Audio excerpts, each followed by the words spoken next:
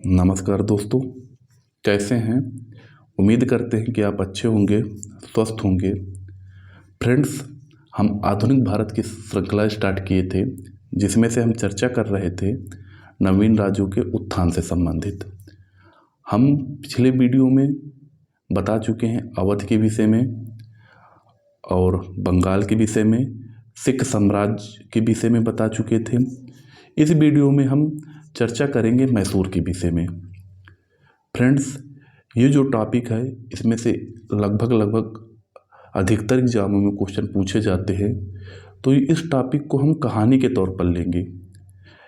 और एक बात और याद रखिएगा कि जो कैरेक्टर मिलेंगे उनके नाम कॉपी में बगल में एक रफ पेन रखिएगा, उसमें लिखते जाइएगा और बस इसको कहानी के जैसे देखते जाइएगा। पूरा फ्रेम जो मैसूर राज्य से संबंधित जितने भी क्वेश्चन पूछे जाएंगे वो ऑटोमेटिक आपके हल हो जाएंगे, पूरा फ्रेम आपके दिमाग में बैठ जाएगा। तो फ्रेंड्स, हम स्टार्ट करते हैं इस वीडियो को। देखिए,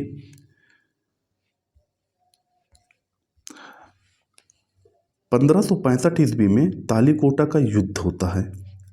उसके बाद वेंकट द्वितीय के समय में 1612 ईस्वी में मैसूर में एक वाडियार वंश की स्थापना होती है। यह जो होता है विजयनगर राज्य का ही एक भाग होता है। तालीकोटा का जो युद्ध होता है इसे राक्षस तंगड़ी का भी युद्ध कहा जाता है, जो विजयनगर साम्राज्य के होता है। 1704 ईस्वी में मैसूर के राजा चिक्का देवराज ने औरंगजेब की अधीनता स्वीकार कर लिया। आगे देखते हैं। 18वीं शताब्दी के मध्य मैसूर का राज्य चिक्का कृष्ण राज्य होता है।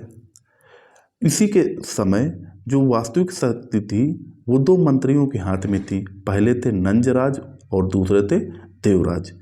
देवराज जो था वो सेनापति था और नंजराज जो था वो राजस्व एवं वित्त नियंत्रक था। ठीक है।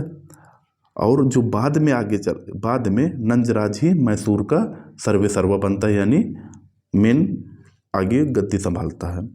और इसी के समय में हैदर अली नामक एक योग्य व्यक्ति सेना में भर्ती होता है, जो अपनी योग्यता के दम पर एक दिन मैसूर का राजा बनता है। आगे देखते हैं फ्रेंड्स। हैदर अली के विषय में जान लेते हैं। हैदर अली का जो जन्म था 1722 ईस्वी में मैसूर के कोलार जिले में हुआ था। इनके पिता फतेह मोहम्मद मैसूर के एक किले में सैनिक के रूप में थे। बड़ा होकर हैदर नंजराज के यहाँ एक साधारण सैनिक के रूप में सेवा प्रारंभ करता है।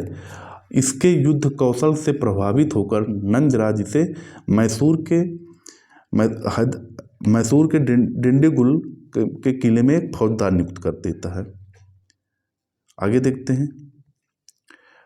जब 1768 ईस्वी में मराठा मैसूर पर आक्रमण कर देते हैं तो उस समय मैसूर की रक्षा में हैदर अली का अहम भूमिका थी। इसी अवसर पर नंजराज ने इसे मैसूर का सेनापति नियुक्त कर देता है। अब दक्कन में भारतीय ताकतों में पहला व्यक्ति हैदर अली था जिसने अंग्रेजों को पराजित किया था, और इसकी मृत्यु द्वितीय आंग्ल मैसूर युद्ध के दौरान होती है, जो 1782 ईस्वी में होता है। आगे देखिए। हैदर अली ने मैसूर की चामुंडेश्वरी देवी का मंदिर के लिए दान देता है और वह अपने तांबे तथा सोने के सिक्कों में शिव पार्वती की मूर्तियां बनवाता है। इसके बाद हैदर अली के बाद टीपू सुल्तान मैसूर का शासक बनता है। तो हैदर अली के बाद टीपू सुल्तान मैसूर का शासक, इसका जो समय होता है 1782 से 1799 ईस्वी तक। टीपू के बारे में मुनरो ने एक टिप्पणी की थी जिसमें से कहा था कि नई रीति चलाने वाला यह अशांत आत्मा है। आगे देखते हैं फ्रेंड्स। अब हम पढ़ते हैं आंग्ल मैसूर युद्ध। यहाँ से वो अभी तक जो पढ़े हैदर अली के विषय में और टीपू सुल्तान के विषय में संक्षिप्त परिचय था। अब इम्पॉर्टेंट ये जो युद्ध हुए थे आंग्ल मैसूर युद्ध, देखिए कुल 4 आंग्ल मैसूर युद्ध हुए थे, जिनमें प्रथम को छोड़कर शेष सभी में अंग्रेजों की विजय होती है। चतुर्थांग मैसूर की विजय के बाद अंग्रेजों ने मैसूर राज्य का विभाजन कर दिया और शेष मैसूर राज्य वाडियार वंश के एक अल्पवयस्क राजकुमार को दे देते हैं। आगे देखते हैं। प्रथम आंग्ल मैसूर युद्ध, डेट ये जरूर याद रखिएगा, मोस्ट इंपॉर्टेंट है, 1767 से 1769 के बीच में। इस युद्ध में यहाँ फ्रेंड ध्यान दीजिएगा, मराठे तथा निजाम अंग्रेजों की तरफ से थे।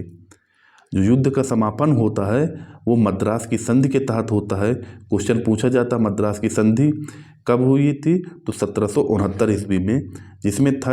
और इस युद्ध के कारण क्या थे, तो पहला कारण था हैदर अली की फ्रांसीसियों से मैत्री को आंग्ल मैसूर युद्ध का एक कारण माना जाता है। हैदर अली अंग्रेजों से इसलिए रुष्ट था कि 1760 में अंग्रेजों ने निजाम से इस बात की संधि कर ली कि बालाघाट को जीत लेने के बाद 7 लाख के बदले में निजाम बालाघाट क्षेत्र की दीवानी औरंगजेब को दे देंगे। ठीक है, आगे देखिएगा। 1768 के प्रारंभ में अंग्रेजों ने मंगलौर पर अधिकार कर लेने का प्रयास करते हैं, लेकिन हैदर अली कब्जा कर लेता है मंगलौर पर। 1769 ईस्वी में हैदर मद्रास से 5 मील दूर क्षेत्रों तक प्रवेश कर चुका होता है। अतः विवश होकर अंग्रेजों ने हैदर अली से मद्रास की संधि की है। याद रखिएगा, प्रथम आंग्ल मैसूर युद्ध मद्रास की संधि से समाप्त होता है। तो मद्रास की संधि 4 अप्रैल 1769 ईस्वी को होती है। इसमें होता क्या है, मद्रास की संधि हैदर अली और अंग्रेजों के बीच होती है, पहले ये याद रखिएगा, परंतु इसकी शर्तें जो होती हैं वो हैदर अली के पक्ष में होती हैं। आगे देखते हैं। इस संधि में कैदियों की अदला बदली होती है, विजित स्थानों को अदल बदल लेते हैं अपने। यह प्रतिरक्षात्मक संधि थी क्योंकि अंग्रेजों ने हैदर को किसी दूसरे व्यक्ति द्वारा आक्रांत होने पर सहायता का वचन दिया था। यानी यदि कोई दूसरा व्यक्ति हैदर अली के राज्य पर आक्रमण करते हैं तो औरंगजेब हैदर अली के साथ युद्ध लड़ेंगे, अंग्रेज हैदर अली के साथ युद्ध लड़ेंगे। आगे देखते हैं। भारतीय शक्ति में मद्रास के द्वार पर संधि की शर्त निश्चित की गई थी। इस युद्ध में अंग्रेजों की अजेयता को भी समाप्त किया गया और इससे इस संधि के तहत अंग्रेजों की प्रतिष्ठा को भारी नुकसान पहुंचा था। क्यों? क्योंकि एक भारतीय व्यक्ति अपनी कंडीशन लगाता है कि हाँ ऐसा ऐसा करिए, क्योंकि अंग्रेज मजबूर होकर संधि के लिए प्रस्ताव रखे थे। तो भाई जाहिर सी बात है, जो श्रेष्ठ होगा तो वही कहेगा कि ये कंडीशन लगेगी, ये कंडीशन लगे, आपकी गरज होगी कह दें देसी भाषा में, तो आप उस संधि को स्वीकार करेंगे। आगे देखते हैं। द्वितीय आंग्ल मैसूर युद्ध कब होता है? पहला 1767 से 1769 तक, दूसरा 1780 से 1784 तक होता है। अभी फ्रेंड्स बताया था कि मद्रास संधि में ये कहा गया था यदि हैदर अली पर कोई दूसरा राज्य आक्रमण करता है, हैदर अली के राज्य पर कोई दूसरा राज्य आक्रमण करता है तो अंग्रेज हैदर अली के साथ युद्ध लड़ेंगे उस दूसरे राज्य के विरुद्ध। तो होता क्या है, 1769 की ये जो संधि थी मद्रास सरकार द्वारा पालन नहीं किया जाता।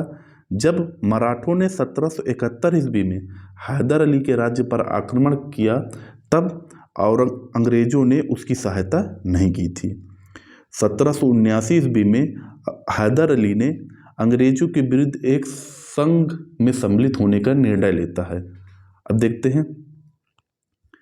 अब यहाँ होता क्या है, वारेन हेस्टिंग ने महाराष्ट्र में हस्तक्षेप की नीति से मराठे अंग्रेजों से नाराज हो जाते हैं। अब हैदर अली इसका फायदा उठाता है। हैदर अली उधर निजाम से और मराठों से क्या कर लेता है, मित्रता कर लेता और एक गुट बनाता है, जिसे त्रिगुट कह सकते हैं, यानी 3 लोगों को हो गए। अब अमेरिका में स्वतंत्रता संग्राम के कारण भारत में भी अंग्रेजों ने फ्रांसीसी बंदरगाह माहे पर आक्रमण कर दिया और ये जो माहे था वो हैदर अली के राज्य में था। जुलाई 1780 ईस्वी में हैदर ने कर्नाटक पर आक्रमण कर दिया और वहां का नवाब भागकर अंग्रेजों के पास पहुंचा।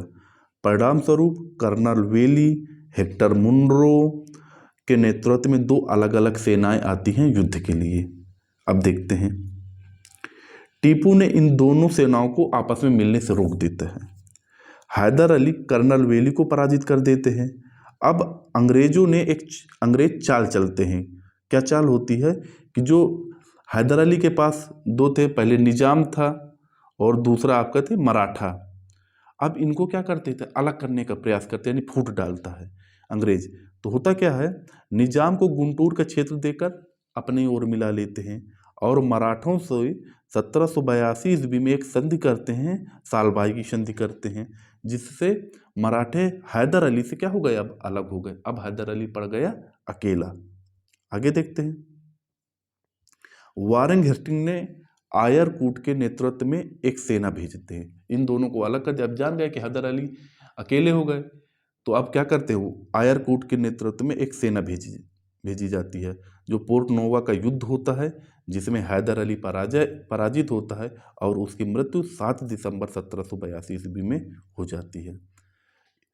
हैदर अली के मृत्यु के बाद भी संघर्ष जारी रखता है, टीपू सुल्तान जारी रखता है। 1783 ईस्वी में टीपू ने ब्रिगेडियर मैथ्यूज को पराजित कर लेता है और उसकी सेना सहित बंदी बना लेता है। लेकिन इसी समय यूरोप की संधि के कारण फ्रांसीसी युद्ध से अलग हो गए और टीपू ने अंग्रेजों से मंगलौर की संधि कर लिया। अब टीपू संधि करता है। देखिए, मंगलौर की संधि कब हुई थी, 1784 में। सालबाई की संधि कब हुई थी, 1782 में। तो ये संधियां फ्रेंड्स याद रखिएगा। मद्रास की कब संधि हुई थी, 1769 ईस्वी में। मद्रास की संधि किससे हुई थी, हैदर अली अंग्रेजों से। सालबाई की संधि किससे हुई थी, अंग्रेजों से और मराठों से। और मंगलौर की संधि किससे होगी, टीपू से होगी और अंग्रेजों से होगी। तो देखते हैं, मंगलौर की संधि 1784 ईस्वी में होती है। यह संधि अंग्रेजों की तरफ से गवर्नर लॉर्ड मैकार्टनी और टीपू के बीच में होती है। इस संधि द्वारा दोनों पक्षों ने एक दूसरे के जीते हुए प्रदेश लौटा दिए तथा जो बंदी थे अब एक दूसरे के बंदी मुक्त कर दिए। यह संधि टीपू के लिए कूटनीतिक सफलता थी। आगे देखते हैं फ्रेंड्स, तृतीय आंग्ल मैसूर युद्ध, ये होता है 1790 से 1792 तक। मंगलौर की संधि एक खोखली विराम संधि को छोड़कर और कुछ नहीं था। यह टीपू भी जानता था। टीपू भी जानता था कि अंग्रेजों से युद्ध होगा, क्योंकि दोनों का उद्देश्य एक ही थे। वो क्या था कि दक्कन पर राजनीतिक प्रभुत्व स्थापित करना। टीपू जैसा सामर्थ्य व्यक्ति मंगलौर की संधि नाम मात्र से खुश नहीं रह सकता। उसने क्या किया, फ्रांस और कुस्तुतुनिया को अपनी ओर मिलाने का प्रयास करता है। आगे देखते हैं फ्रेंड्स, इससे अंग्रेज रुष्ट हो जाते हैं। कॉर्नवालिस, अब देखिए होता क्या था, गुंटूर का जो क्षेत्र था वो निजाम को पहले देकर हैदर अली से अलग कराया गया था। तो अब जो कॉर्नवालिस आते हैं वो गुंटूर का क्षेत्र नहीं देना चाहता। अब करता क्या है, वो इस बात निजाम को इस बात के लिए सहमत कर लेता है कि अंग्रेज उसे हैदर द्वारा जो जीते गए राज्य थे उनको दिलवाने में मदद करेंगे। 1789 ईस्वी में कॉर्नवालिस ने पत्र लिखकर निजाम की शर्त को स्वीकार कर लेता है, लेकिन मित्र राज्यों के विरुद्ध मदद न करने की शर्त भी लगा दी। क्या, मित्र राज्य के विरुद्ध आप किसी प्रकार की मदद नहीं करेंगे, यह कॉर्नवालिस संधि एक शर्त लगा देता है। और मित्र राज्य की सूची में मैसूर का नाम नहीं था। इससे टीपू रुष्ट हो जाता है, क्योंकि पहले मित्र तो थे ही थे ना, अब सूची में नहीं, तो टीपू इससे नाराज होता है। आगे देखते हैं, टीपू ने 29 दिसंबर 1789 ईस्वी को त्रावणकोट पर आक्रमण कर देता है। यह राज्य अंग्रेजों का मित्र राज्य था, अतः टीपू के आक्रमण के कारण कॉर्नवालिस रुष्ट हो गया। 1790 ईस्वी में कॉर्नवालिस स्वयं बागडोर संभालता है और बेंगलोर वेल्लोर पर अधिकार करते हुए श्रीरंगपट्टनम की ओर बढ़ता है। कॉर्नवालिस मराठा और निजाम की सेना ने, ये देखिए कॉर्नवालिस मिल गए, मराठा मिल गए और निजाम मिल गए, ये तीनों अब टीपू के विरुद्ध हो गए। टीपू को श्रीरंगपट्टनम के दुर्ग पर घेर लेते हैं, अतः टीपू सुल्तान श्रीरंगपट्टनम की संधि करता है। आगे देखते हैं, श्रीरंगपट्टनम की जो संधि होती है 1792 ईस्वी में होती है। इस संधि के अनुसार टीपू को अपने देश का लगभग आधा भाग अंग्रेजों तथा उसके साथियों को देना पड़ता है। इसके अंतर्गत देखिए अंग्रेजों को क्या मिलता है, बारामहल, डिंडीगुल तथा मालाबार का क्षेत्र मिलता है। मराठों को तुंगभद्रा नदी के ऊपर का भाग मिलता है तथा निजाम को पेन्नार तथा कृष्णा नदी के बीच का भाग मिलता है। ये वही मराठा व निजाम है जो कभी हैदर अली के साथ थे, लेकिन अंग्रेजों ने फूट डाला और राज करने की नीति का अपनाया, जिसमें से अब मराठे और निजाम टीपू सुल्तान के विरुद्ध ही थे, यानी अंग्रेजों के साथ हो गए। आगे देखते हैं, इस संधि में टीपू को 3 करोड़ रुपए युद्ध क्षति के रूप में देने पड़े। तुरंत धनराशि न दे पाने के कारण टीपू के 2 पुत्र कॉर्नवालिस के पास बंधक के रूप में रखे गए थे। इस संधि के बाद टीपू की अर्थव्यवस्था, सैन्य संगठन और सुरक्षा सभी तितर-बितर हो गए। टीपू की पराजय का जो मेन कारण था वो था अंग्रेजों ने 1790 ईस्वी में निजाम तथा मराठों से संधि करके टीपू को मित्र रहित बना दिया था। और दूसरा जो कारण था घुड़सवार सेना की जगह पैदल सेना का अधिक उपयोग करना। कॉर्नवालिस के बाद sir John Shore governor general बनता है। उसने मैसूर के प्रति हस्तक्षेप की नीति अपनाता है, जिसके कारण सर जॉन शोर को हस्तक्षेप की नीति का जनक कहा जाता है। ये क्वेश्चन फ्रेंड्स पूछा हुआ है। अब चतुर्थ आंग्ल मैसूर 1799 में होता है। 1799 में वेलेजली ने टीपू के पास सहायक संधि का प्रस्ताव भेजा। टीपू इस प्रस्ताव को अस्वीकार कर देता है। इस कारण 1799 ईस्वी में वेलेजली ने युद्ध की घोषणा कर दी। इस युद्ध में टीपू लड़ता हुआ मारा जाता है। इस प्रकार 1799 में अंग्रेजों ने श्रीरंगपट्टनम पर अधिकार कर लिया। चतुर्थ आंग्ल मैसूर युद्ध की सफलता के बाद आपका वेलेजली ने कहा, अब पूर्व का राज हमारे कदमों में। फ्रेंड्स प्रिंट है, वेलेजली ने कहा पूर्व का राज अब हमारे कदमों में है। इस तरह मैसूर युद्ध अंग्रेजी साम्राज्य में विलय हो जाता है। फ्रेंड्स, ये वीडियो आपको यदि अच्छा लगा हो तो इसे लाइक करना ना भूलें। इस वीडियो को हम कहानी के तौर पर देखेंगे तो बहुत मज़ा आएगा, एंजॉय करेंगे और ये जो डाटा रहेगा ऑटोमेटिक याद हो जाता है। फ्रेंड्स, मिलते हैं अगले वीडियो में, तब तक के लिए नमस्कार, धन्यवाद।